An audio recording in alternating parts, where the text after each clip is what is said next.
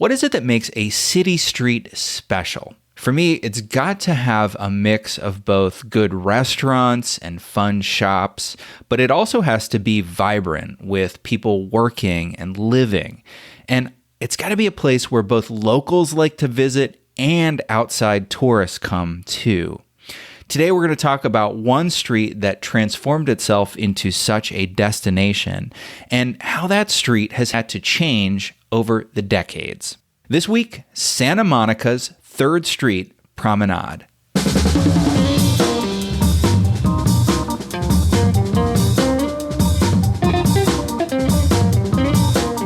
You're listening to Where We Buy. It's the show where we talk with retail experts and we visit the places where we buy. My name is James Cook and I research retail and real estate for JLL.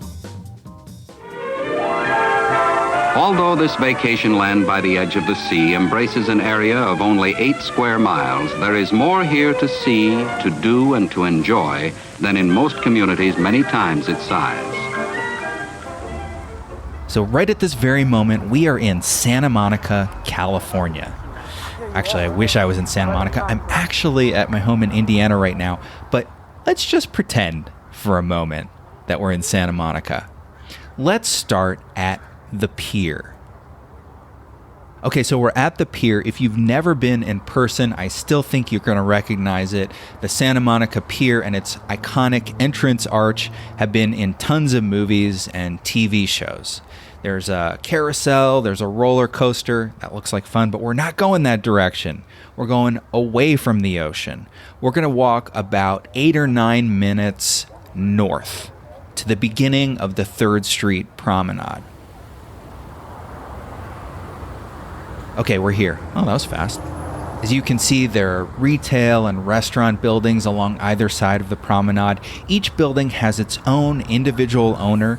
The company that owns the most buildings along the promenade is Federal Realty. Jeff Kreshek, Senior Vice President at Federal Realty. One of our larger assets is our holdings on 3rd Street Promenade. We own 11 individual buildings, and we've owned our assets for about 25 years. So we've really seen the changes that have happened on the promenade. If I were to describe what we're talking about, I'd say it's a 3 blocks of pedestrianized tourist retail urban street. But how do you describe it to somebody who's not been there? I would go with the 3-block or urbanized street, if you will, or downtown. I'm not sure the tourist focus is really as prominent. 3rd Street Promenade always was a place for people who live in Santa Monica or adjacent communities to come down, be near the coast, be in a kind of a festival atmosphere. I mean, 3rd Street Promenade, when I was growing up, was just a fantastic street to go hang out on. And there was a lot of shopping to be done there, but it was really more about place to be. It is a great place to be, whether you're local or tourist. My name is Kathleen Rawson. I'm the CEO of Downtown Santa Monica, Inc. Downtown Santa Monica, Inc. is a public-private partnership between the city of Santa Monica and our nonprofit. Our function is to protect the vitality of downtown Santa Monica. So the old mall, the Santa Monica Mall, was established in the 1960s along with several pedestrian malls across the country. It was the Pedestrian Mall Act of 1965, and many municipalities, including Santa Monica, doubled down on creating a pedestrian-only street. Santa Monica gives you resort-style shopping, a casual kind of elegance. Its stores, smart, chic, and unusual. Just bring along some help to carry the packages and have yourself a great time.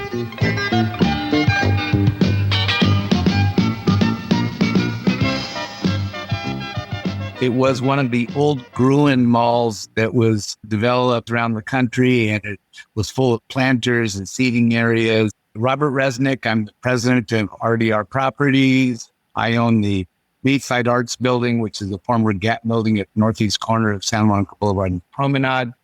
And the theory was that people wanted it to have an intimate space to sit and connect with their friends and have be out in the fresh air and have a little bit of and have a private conversation with friends.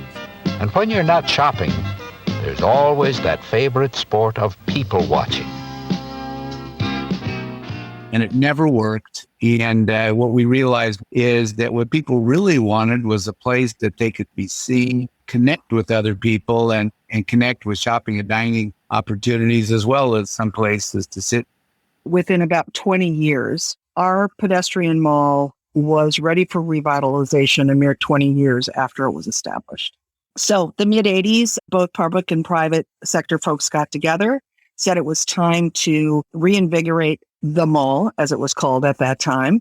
It was a long process, basically from 1985 through September of 1989, which is when we did the ribbon cutting. It was a $13 million assessment that went into the capital improvement of the street itself. That was done to stimulate private development.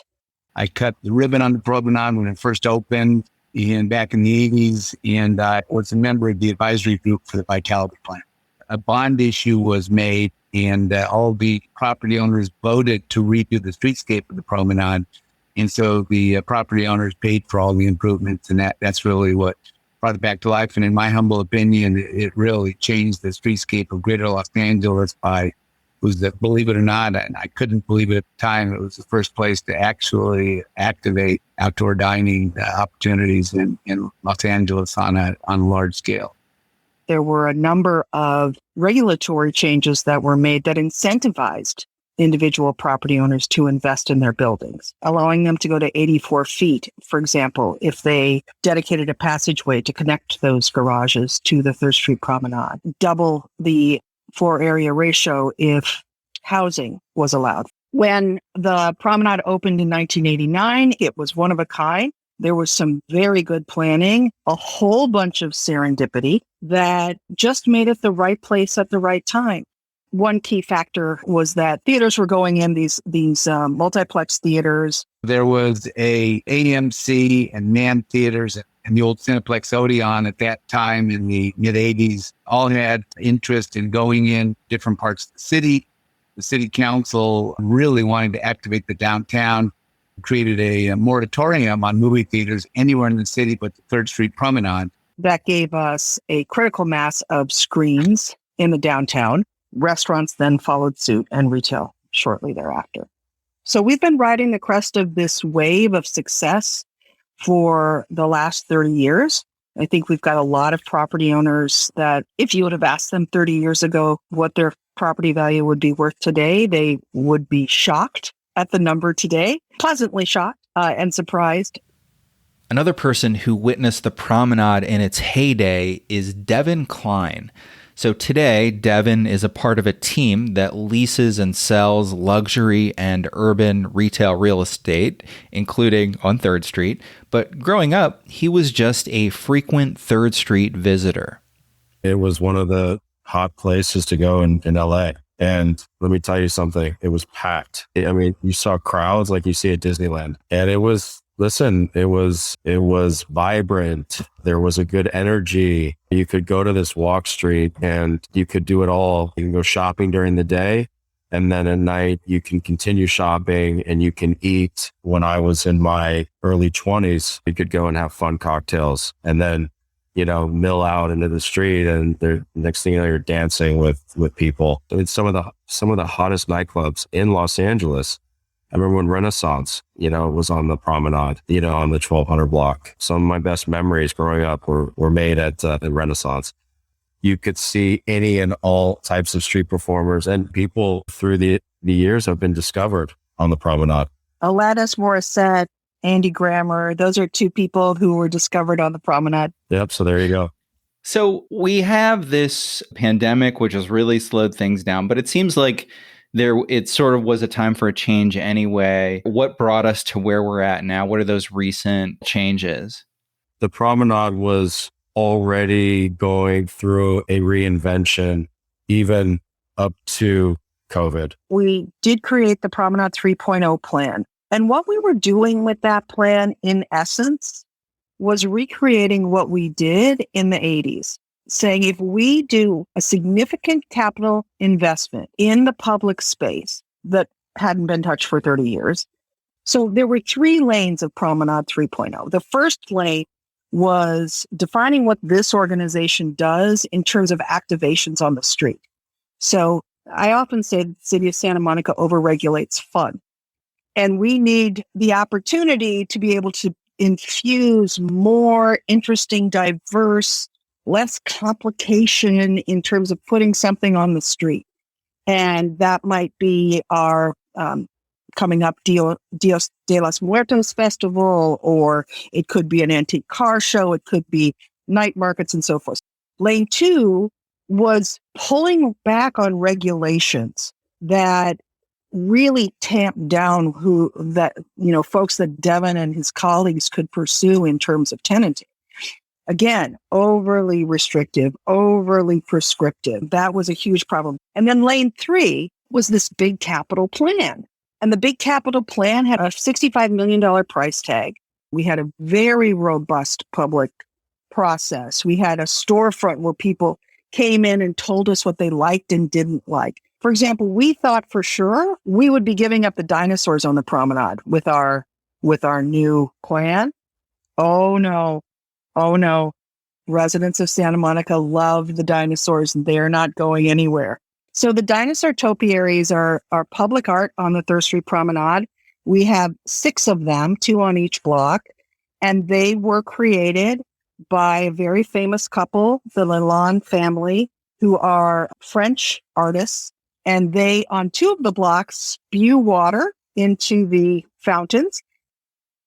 And then COVID hit, and it not only affected the promenade, but it affected the world, and it affected all the retail streets in the world. There's this notion of a COVID effect almost universally for every project or street or downtown I've seen is it's exacerbated what was already happening and provided an opportunity for us to pivot in a more meaningful way. If not for COVID and accelerating some of the vacancies or forcing some of the landlords in the city to start to look differently much quicker, it may have prolonged the conversation about what is the right solution, where do we go, what role does the city play, does the landlord hold on to a tenant for longer because they can, not because they should.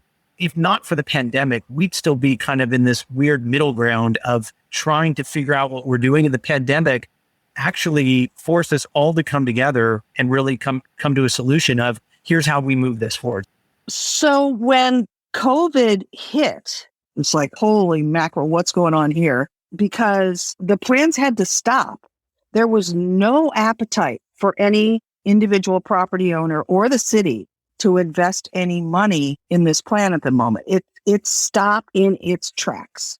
But what we were able to do, we were able to pass through City Council an interim zoning ordinance that no longer required CUPs for restaurants, no longer had any restrictions on alcohol uses in the district, opened up rear facades so that, we have deep buildings in the promenade. You could actually have 2 tenants that might blend the rent because the loading and trash requirements were eliminated. It was a major movement that we were able to institute right away because of that planning effort.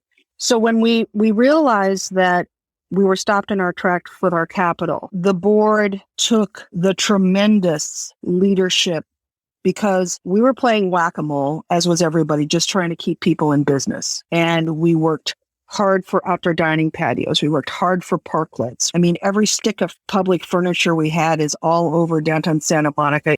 If not for COVID, I don't know that the city ever would have really relaxed their rules on patio dining. We have the benefit of seeing this across the country. Almost every municipality quickly pivoted and said, okay, put your tables outside. What we found is the customer really enjoys that. 3 years ago, if you had said to me, you've got a restaurant tenant, can they put tables and chairs out on the promenade? I would have told you it would have needed an act of Congress to get it done.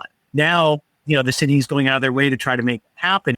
Energy begets energy. When you see people out there, when there's good restaurants and good retail and great activity and events, and people just want to be there. What that did from a broker standpoint is it really helped with getting food and beverage operators focused on the promenade with the loosening up of restaurant restrictions so that they can have larger patios. They can potentially have rooftop experiences, which we all could agree just look at some of the rooftop experiences in Los Angeles. I mean, and not just in LA, but in Miami, I mean, all over the world, New York, Europe, people love rooftop experiences. It's made tenants going into the city to try and do rooftop uses a lot easier. It'd be interesting. I know on 3 of our buildings, we've planned for them. Whether we actually build them or not, that'll be another discussion, but we are planning on trying to activate some of the roofs and really add just some excitement. You put a rooftop bar up there, speakeasy, wine bar, whatever it might be, even if it's an office tenant, having a rooftop patio would really be exciting, and it would be something different. And I think it would just create some additional energy as opposed to everybody sucked into a building and you never see them. It puts the people out in the open. It's a rainy day in downtown Santa Monica. We're going to spend our rainy day money, and we are going to invest in the 3rd Street Promenade stabilization and economic vitality plan. And this plan is very much focused on that lane 2 of 3.0, meaning what can private property owners do to improve their tenant options on the street? And that meant they don't have to go as deep in the facades, for example, for retail. We have 150-foot depth buildings. It used to be a requirement that retail had to take the first 50 feet. Now it's only 25. You can access upper floors in rear, which might now need to be converted to creative office or some other use. You can do that with a door on the promenade. Before that, it was prohibited. Light manufacturing is clarified. So if somebody is a maker, they might have a small retail store in the front where they're actually making things, being experiential. And then in the back, we've got a place where they can fulfill online orders and do their actual manufacturing. All that is clarified. All of it's allowed now. Things that make the 3rd Street Promenade relevant to Saturday morning errands, dentist's office, veterinarians, different kinds of things that people need in their daily lives. Those uses are now allowed. So that passed. City Council 7-0. I'm extremely proud of that work. It's really hard to come up with a plan that's perfect, that deals with everything everybody thinks is important, and to get all the owners, the city, the stakeholders, all rowing in the same direction perfectly. It's a little bit of a fantasy. So while the Vitality Plan has a lot of good elements to it, is it perfect? No. It's a great plan for right now. It's got some pieces that I think are going to really help the promenade, and we'll see where we go from there. But it's certainly a step in the right direction. It must start with the activation of the new street, which means new events, new promotion, a refresh of the look, new activities. The CART program is coming back. There's going to be new standards developed for outdoor dining. You must reactivate the street in a way that brings back not just the foot counts, but the kind of people in that foot count that will support the tenants. And then once you have rekindled the public's interest, then we need to leverage that to bring back new tenants and new shops and restaurants that will contribute to the vitality. And then once that has happened, those two things will convince the property owners and investors to open up their checkbooks and start writing the big checks it's going to take to put us back on top. The overriding theme of the Vitality Plan, though, is to reconnect with our authentic Santa Monica selves. For example, many of our retailers over the years, as we became more and more successful, and the rents that the property owners could secure were really pushed us towards large national chains. There's no regulation that large chains can't be on the promenade. They certainly are welcome. But in that, we lost a bit of the uniqueness. And part of it was that the process that individuals had to go through, really larger corporations could stomach that a little bit easier, a lot easier than individual businesses. Also, our spaces are big. And so the Vitality Plan allows for demising spaces into smaller retail bays that allow more people to be entrepreneurs that come into the district. We're working on, a couple of deals right now with experiential users that are absolutely phenomenal and are really going to drive a lot of traffic to the promenade. And then again, essential needs tenants, pet concepts, health and wellness uses, I think we're all paying attention to what do locals want, because Santa Monica has a tremendous household community and office community that work and live around there. So what can we do to make the locals happy? It's really made it a lot easier, to do business on the promenade. It's brought a lot more retailers. We're seeing so much more activity over the last 3 to 4 months. I think one of the challenges of any great street, take Michigan Avenue, Lincoln Road, Fifth Avenue, it doesn't matter where. The challenge is always you have different ownerships with different objectives.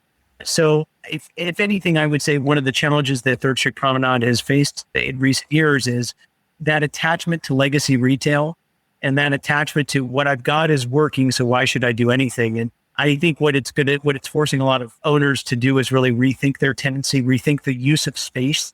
So, utilization of space was, if I've got a 5,000 square foot space, I need a 5,000 square foot tenant.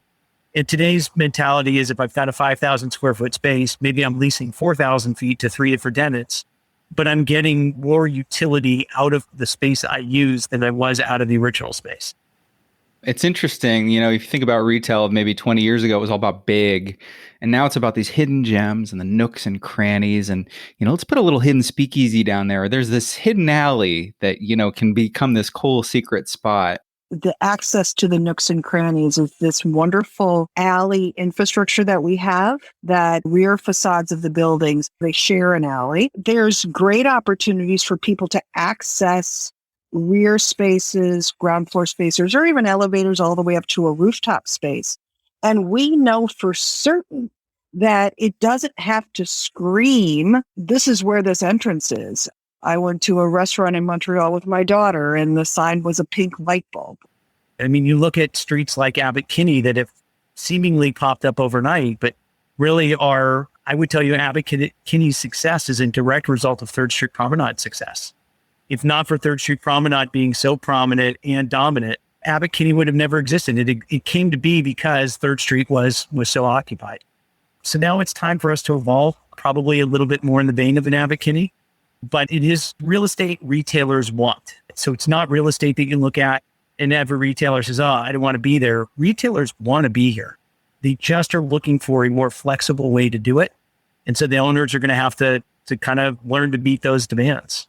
So we have more than 37 individual property owners on the Third Street Promenade, and each of them are in a different place. They may have had their building for decades. They may have purchased it within the last couple of years. They're in a different place. Many of those owners who have owned for decades just really have not had to invest over the last 30 years. But in this reset, it is absolutely necessary that these buildings get upgraded and be more conducive to the needs of retail now. And we actually are overbuilt on retail. So converting some of these second floor or rear spaces into creative office or even housing, it's a great opportunity. And again, it gives these property owners some flexibility with what works with their individual buildings. And we're working very hard to try and bring all the various property owners to be taking the long view of leasing and not accepting tenants just for a quick buck that will not contribute to a long-term viability of the street. So we're running out of time. I've got one final question. Fast forward 10 years. In a perfect world, if all your dreams were fulfilled, what would be your vision? What would this street be like in 10 years? One of the best entertainment and food meccas in Los Angeles, if not the world. Just like the promenade was thought of back in the day. It's one of the first streets that tourists flocked to when they got off the airplane at LAX. I envision a Third Street Promenade that is loved by locals, visited by tourists because good tourists like to go where the locals go, but really some place that showcases who and what Santa Monica is. When you do come across something in downtown Santa Monica, you better buy it because it's not something you're going to find someplace else. Diverse and robust offerings to visitors, lots of locals, and things to see, things to hear. Some great music on the street and active updated storefronts. I'd love to have a conversation with my family where they said, what do you want to do tonight? We just said, let's go to Third Street Promenade and we'll figure it out.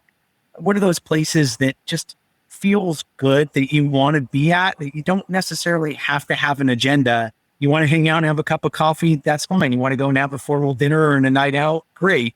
I would expect to see more doors on the street, more impactful doors, but smaller tenants, possibly some residential and or office on the second floors. So smaller retail footprints per se, but not necessarily less retail.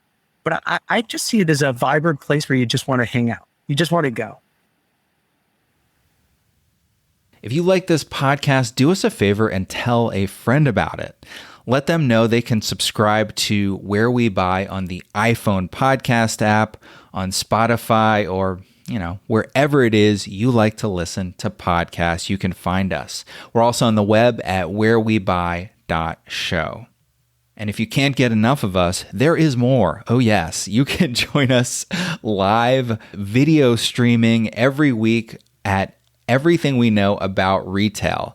It's our weekly show Thursdays at noon Eastern, 9 Pacific, but you don't have to watch it live. You can watch the replay whenever you want. You can check us out on YouTube by going to everythingweknow.show.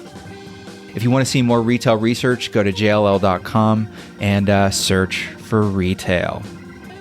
Our theme music is Run in the Night by the Good Lords under Creative Commons license.